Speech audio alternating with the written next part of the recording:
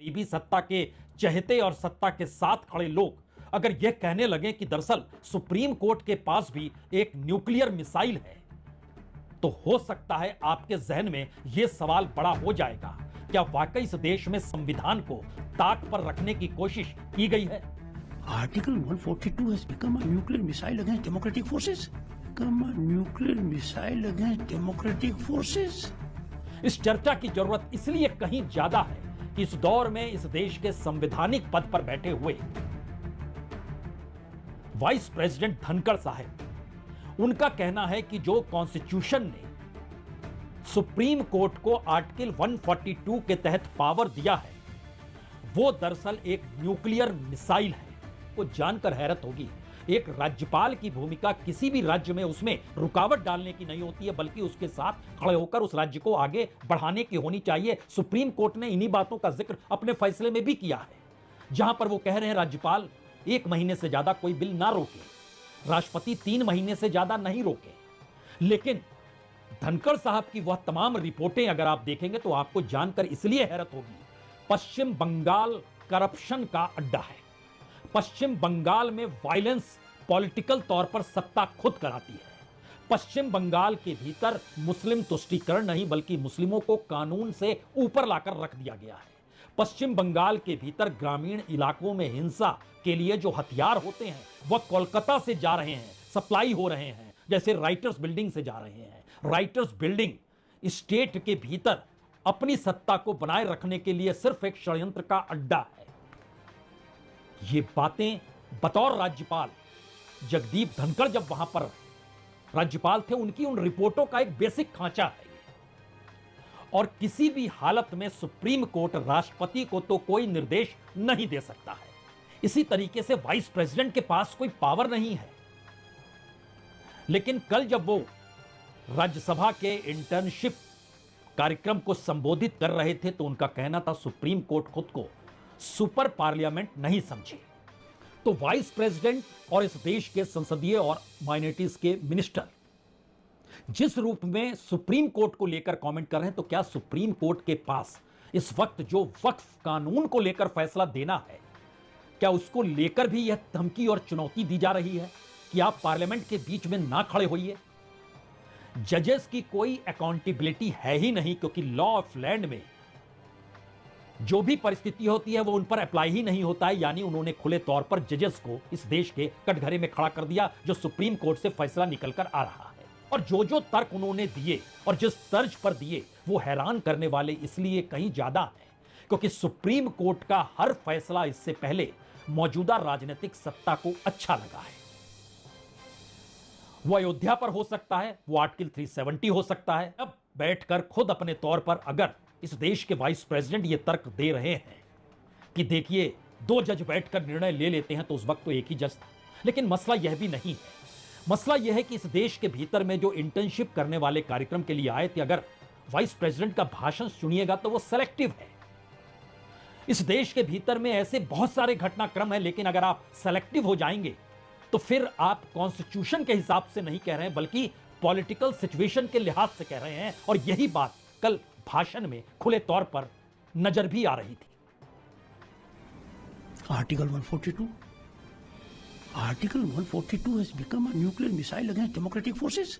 जगदीप धनखड़ अपने भाषण में यही नहीं रुके, बाकायदा राष्ट्रपति का अभिभाषण जब पार्लियामेंट में होता है हर नए सत्र के बीच, उस वक्त सरकार अपनी उपलब्धियों का पूरा भाषण तैयार करती और राष्ट्रपति जाकर पढ़ देते हैं।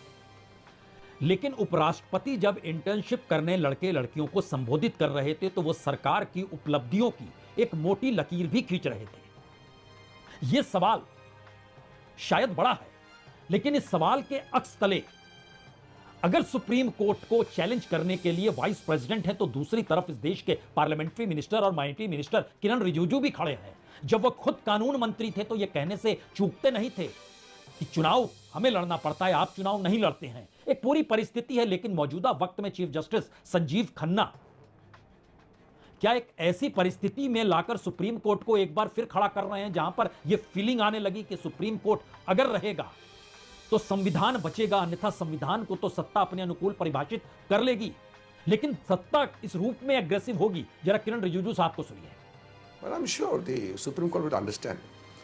Any law passed by the Parliament of India has to have its own sanctity, and the Supreme Court of India will intervene if they feel that any provision is ultra vires. You know, if any provision directly violates the specific provisions of the Constitution, they can come out with a judgment. But तो vice president और इस देश के संसदीय और minorities के minister जिस रूप में सुप्रीम कोर्ट को लेकर कमेंट कर रहे हैं, तो क्या सुप्रीम कोर्ट के पास इस वक्त जो वक्फ कानून को लेकर फैसला देना है, क्या उसको लेकर भी यह धमकी और चुनौती दी जा रही है कि आप पार्लियामेंट के बीच में ना खड़े होइए? लेकिन याद कीजिए, शाहबानो कांड पर सुप्रीम कोर्ट का फैसला था और शाहबानो केस को पार्लियामेंट ने पलट दिया था। और इस दौर में और ध्यान दीजिएगा तो इस देश में दिल्ली में चुनी हुई सरकार की ताकत लेफ्टिनेंट गवर्नर के पास रहनी चाहिए। सुप्रीम कोर्ट के फैसले को पलट दिया पार्लियामेंट के भीतर। चुनाव आयुक्त की नियुक्ति, उसमें 3 सदस्य होंगे, उसमें एक चीफ जस्टिस भी होंगे, उस फैसले को भी पलट दिया गया पार्लियामेंट के भीतर।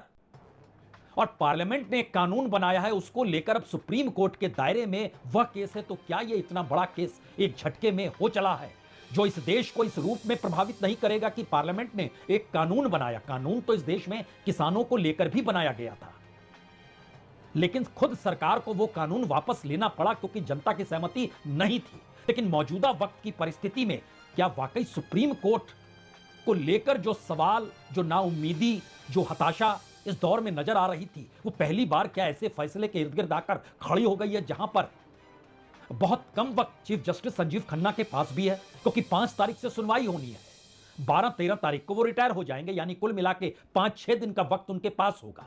इस दौर में अगर चीफ जस्टिस संजीव खन्ना फैसला देते हैं और वो फैसला अगर सरकार के अनुकूल नहीं होता है, तो जाहिर है एक झटके में इस देश के भीतर जो चली आ रही परंपरा 2014 के बाद थी, क्या वो टूट जाएगी?